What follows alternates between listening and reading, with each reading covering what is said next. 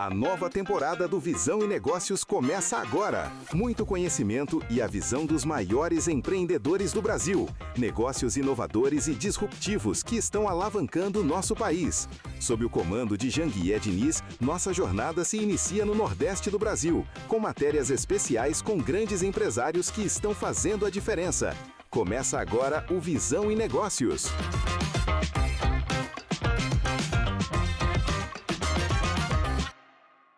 Bom dia, obstinados e obstinadas de todo o Brasil. Está começando agora o nosso programa Visão e Negócios aqui na Record News. Um programa feito para quem constrói, quem decide e segue em movimento. Aqui falamos de negócio, de inovação, de empreendedorismo, de educação, com foco em visão, estratégia e consistência, viu? Reunimos experiências reais, aprendizados práticos e reflexões que ajudam a enxergar oportunidades e tomar decisões com mais clareza.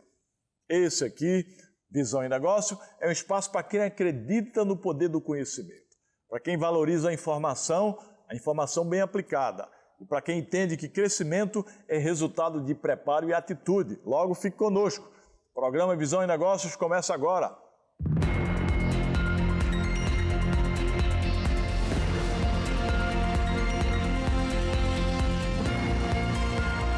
Visão e Negócios, com Janguié Diniz. Obstinados, no programa Visão e Negócios, a gente fala de estrutura, não só de ideias. E hoje o tema é modelagem. Você modelar aqueles que já caminharam o caminho árduo do sucesso e da prosperidade. Modelar é organizar processos, é definir caminhos, é estruturar um negócio para que ele funcione de forma previsível e escalável. Ao longo do programa, vamos entender como modelos bem definidos ajudam a transformar a intenção em execução e crescimento sustentável também, viu? No final do programa, eu volto com um insight especial para te ajudar a enxergar onde sua estrutura pode melhorar.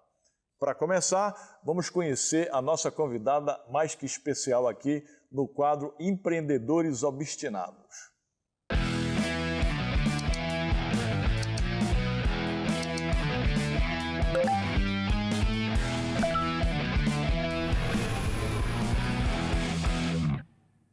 No quadro Empreendedores Obstinados, a gente conversa com pessoas que observam, que aprendem e que transformam referências em estratégia.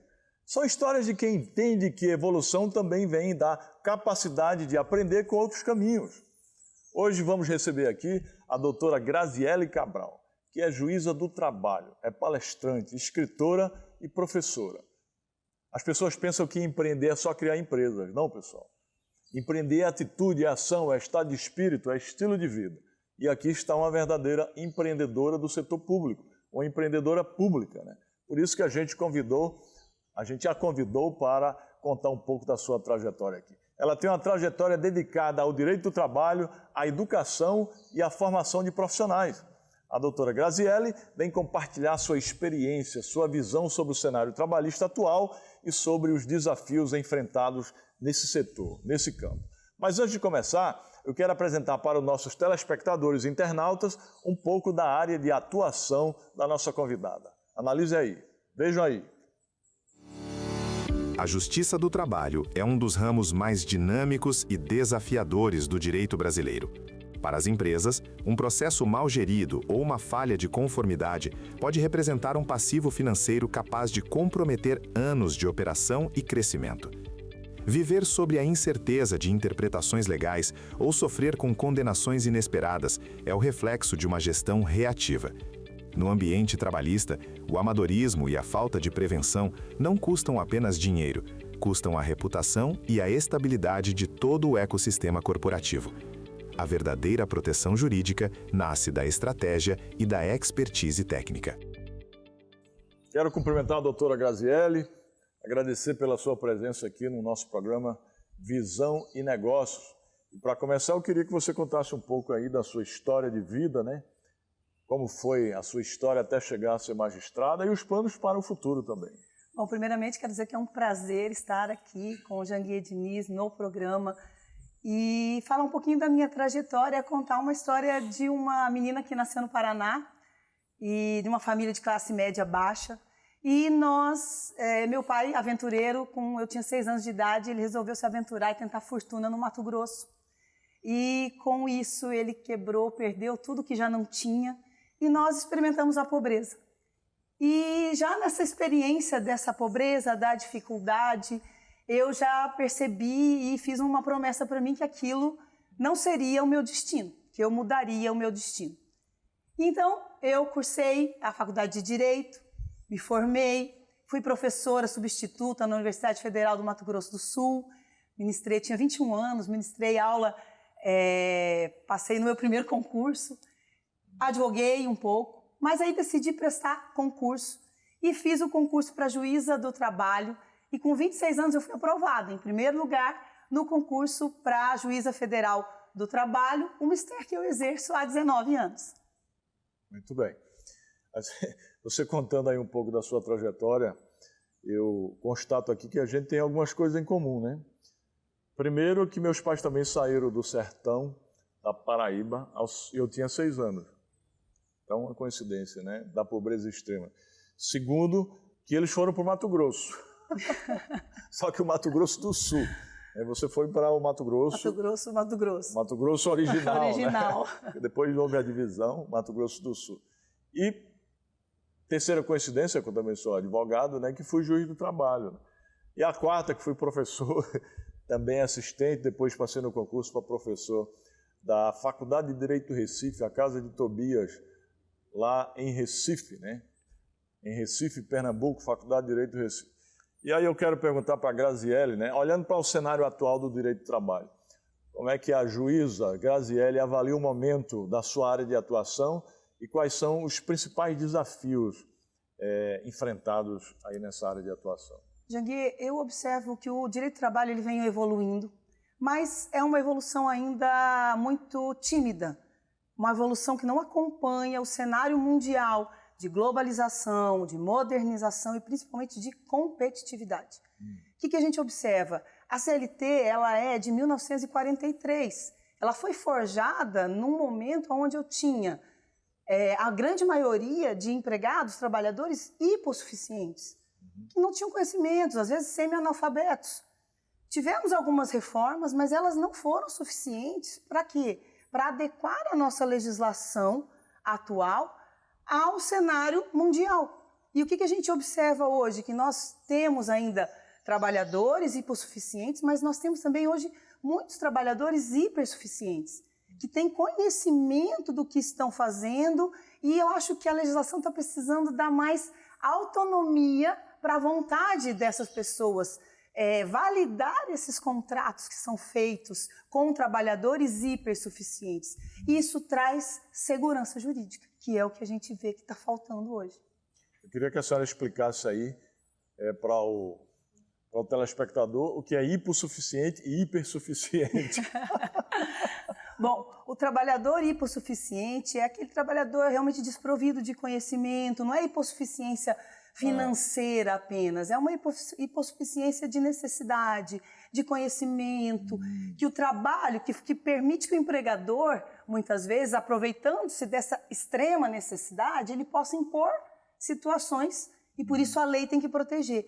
O hipersuficiente já é aquele trabalhador que ele tem um conhecimento, ele tem, além de talvez uma hipersuficiência financeira também, ele tem uma hipersuficiência de conhecimento e ele pode discutir as cláusulas do contrato de trabalho dele com mais propriedade, com mais firmeza do que aquele trabalhador hipossuficiente. A senhora não acha que tem muitas leis trabalhistas no Brasil?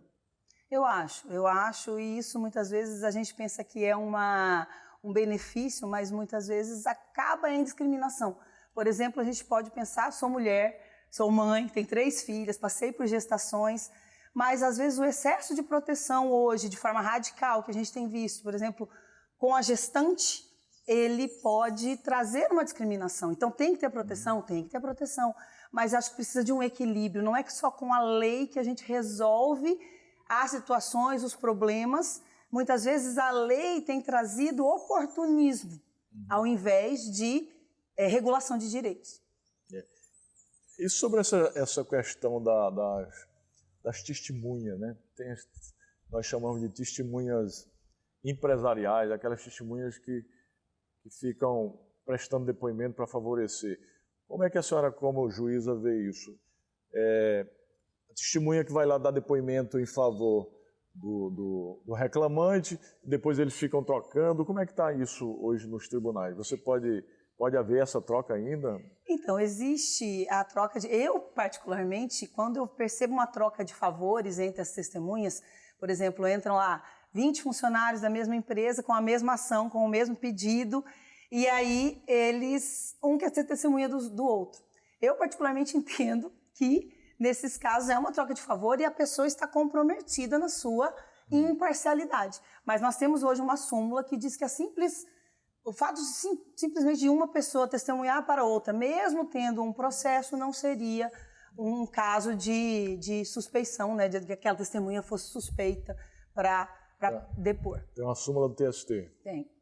Interessante isso. Se você comparar o Brasil com outros países como os Estados Unidos e a China, né?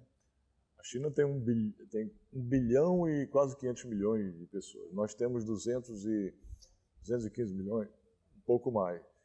E as reclamações trabalhistas aqui são muito mais superiores que nos Estados Unidos, que na China, que tem uma população... Aliás, acho que nos Estados Unidos não tem nem 10%, né, dessas causas. O que a senhora pensa sobre isso?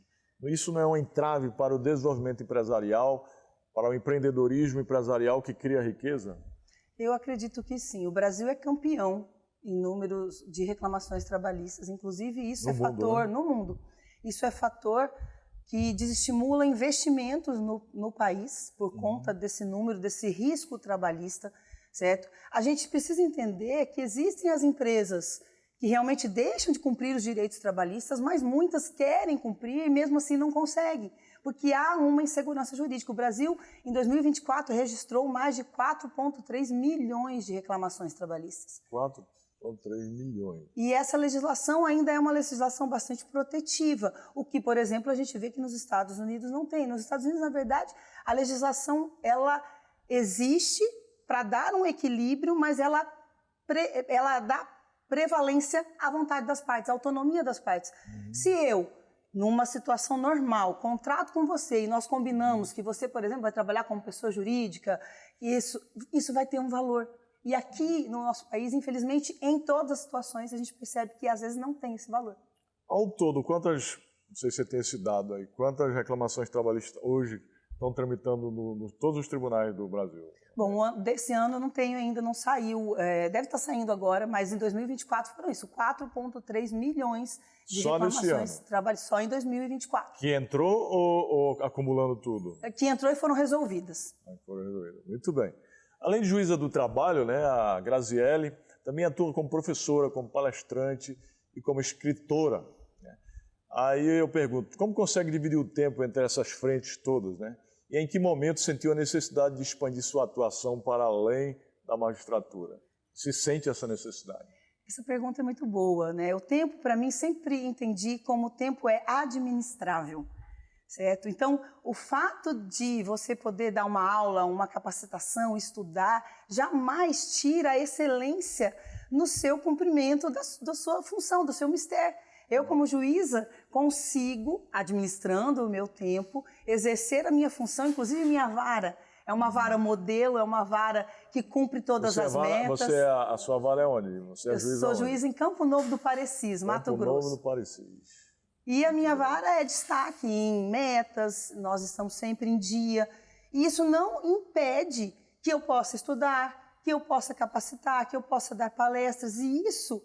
A segunda parte da pergunta é qual a necessidade, por que sair da função? Porque eu acho que eu posso agregar tanto. Eu penso que o conhecimento, a experiência que a gente adquire ali, do outro lado da mesa, ela é tão importante e eu acho que eu tenho uma missão de passar isso para os trabalhadores, para os empreendedores, para os advogados, para a sociedade em si. Isso que me move. Além de exercer a minha função de magistrado, querer ir além. Muito bem, né? Aí eu pergunto de que forma a tecnologia tem apoiado e potencializado as áreas que e atuação aí da magistratura, especialmente trabalhista? Muito. Depois de muita... Teve existe um conservadorismo exacerbado quando a gente fala em poder judiciário, mas não tem como escapar. Então, com o processo judicial eletrônico, nós já começamos a trazer a tecnologia para o poder judiciário. E agora, com a inteligência artificial, não tem como escapar e ela está nos auxiliando, sim.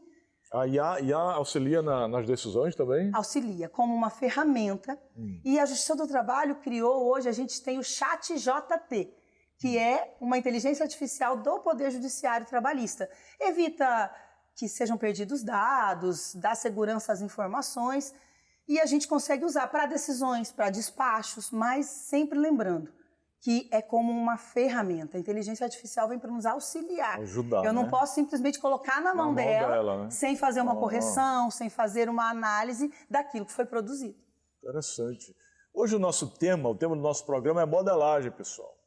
E mais para o final do programa eu vou voltar com alguns insights importantes sobre esse tema, né? Exatamente para quem está nos acompanhando.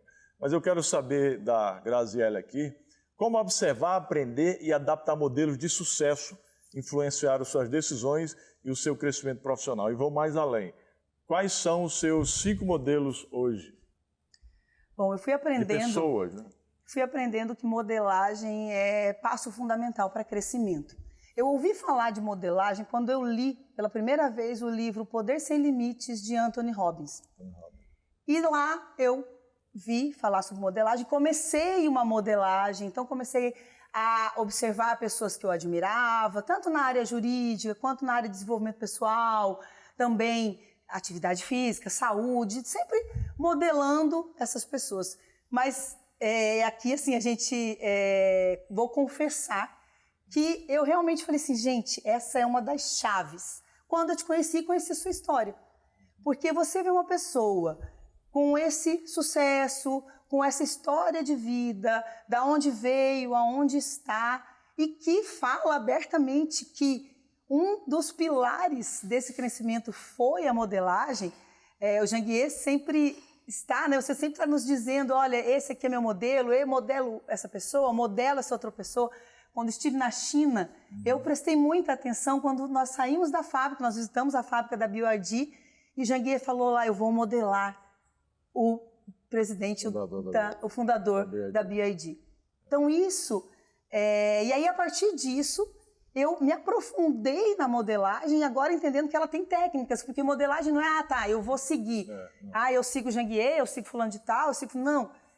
Eu aprendi realmente com você, com a sua história, com o que você nos ensina, que a modelagem ela tem técnicas, que a gente precisa compreender, estudar a vida da pessoa, se tiver uma autobiografia, ler a autobiografia, tentar contato, tentar conviver. Então, a modelagem hoje, para mim, é um dos pontos em que eu me apego para mudanças de degraus, de patamares na minha vida. E como você vê a Graziele Cabral no futuro, né? Daqui a 3 anos, 2 anos, 3 anos, 5 anos e 10 anos? Bom, a Graziele, eu sou uma pessoa que eu penso que a gente precisa sempre evoluir. A minha vida, quando eu penso em dar passos, eu não penso em passos, eu penso sempre em degraus. Porque eu sempre penso que a gente tem metas, objetivos, a gente chega, e aí a gente tem o próximo degrau, que até isso que dá vida, né? Que dá empolgação. E a gente tem próximos degraus. Então, eu quero ser uma Graziele que vou ser, daqui 2 anos, 3 anos, 5 anos, uma Graziele que vai estar galgando degraus cada vez mais altos, subindo de níveis, conseguindo evoluir, crescer e também com o propósito de levar o meu conhecimento que eu adquiri em tantos anos de experiência, levar o meu conhecimento para outras pessoas, levar o meu propósito, essa inquietude que eu sinto dentro de mim para galgar esses outros degraus e alcançar patamares mais elevados do que atualmente hoje eu já tenho. Eu já alcancei vários objetivos, mas eu tenho tantos outros. Você quer ser ministra do TST, não? Desembargadora, ministra? Não penso não. Não penso. Talvez... Desembargadora, ministra? Não, talvez, de repente... alçar outros caminhos. Muito bem, né? Quero te agradecer, né, pela presença aqui no nosso programa, Visão e Negócio, pela sua história aí, pela sua experiência, por passar algumas lições aí de vida. Mas para encerrar, eu queria perguntar o seguinte, para aqueles que querem ser juízes, aqueles advogados que querem ser juízes, quais são as principais dicas? A minha dica é o seguinte, como tudo na vida, você tem que ter objetivo, metas, disciplina e dedicação, para tudo, não só para passar num concurso. Primeiro você precisa definir qual é a área de atuação que você quer. Eu quero ser juiz de trabalho, quero ser juiz federal, quero ser juiz estadual, procurador. Cada um tem uma maneira, um modo para se estudar, certo? Definindo isso, é dedicação, é disciplina, montar um programa de estudos, modelar pessoas que passaram pelo processo, fazer provas, mesmo, não estou preparado, faz, porque aquilo ali vai ficar familiar para você, aquilo ali vai ser uma coisa que não vai mais te assustar. Muita gente sabe tudo, chega na hora da prova e fica em branco. Por quê? Porque aquele ambiente não era um ambiente conhecido.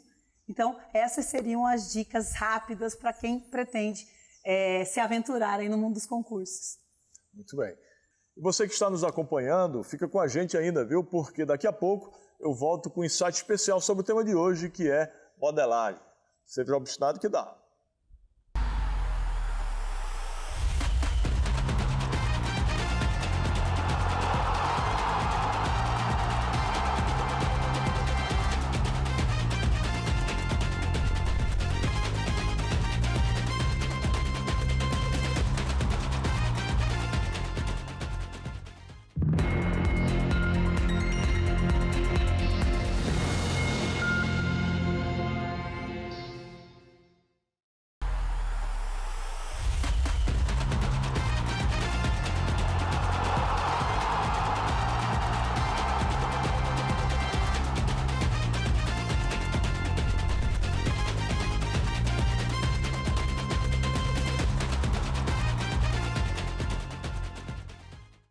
Amigos obstinados, como eu disse no início do programa, agora é o momento de aprofundar o tema de hoje. O tema de hoje é modelagem. E aqui é importante entender que modelar vai muito além de estrutura ou desenho de processos. Modelagem também é observar pessoas, é observar trajetórias e resultados e compreender o que existe por trás de quem chegou aonde você quer chegar. Modelar é estudar padrões de comportamento, decisões recorrentes e atitudes que se repetem em pessoas e organizações bem-sucedidas. É perceber como elas pensam, como reagem à pressão, como lidam com erros e como constrói consistência ao longo do tempo. Essa forma de modelagem não é cópia, é interpretação. É a capacidade de extrair princípios, valores e estratégias que funcionaram, adaptando tudo isso à sua própria realidade. É aprender com o caminho do outro sem perder identidade, sem abandonar a sua essência. Quando você passa a observar com intenção, deixa de agir no improviso e começa a tomar decisões mais conscientes. A modelagem, nesse sentido, ela encurta o caminho entre tentativa e aprendizado, entre esforço e resultado. E aqui vai um ponto importante, viu? Procure escolher pessoas que você realmente admira. Observe com atenção quais comportamentos, quais atitudes e escolhas essas pessoas fizeram. Reflita sobre o que faz sentido para a sua realidade.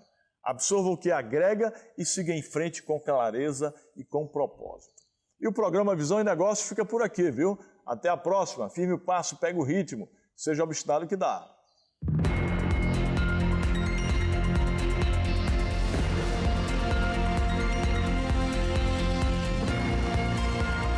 Visão e Negócios.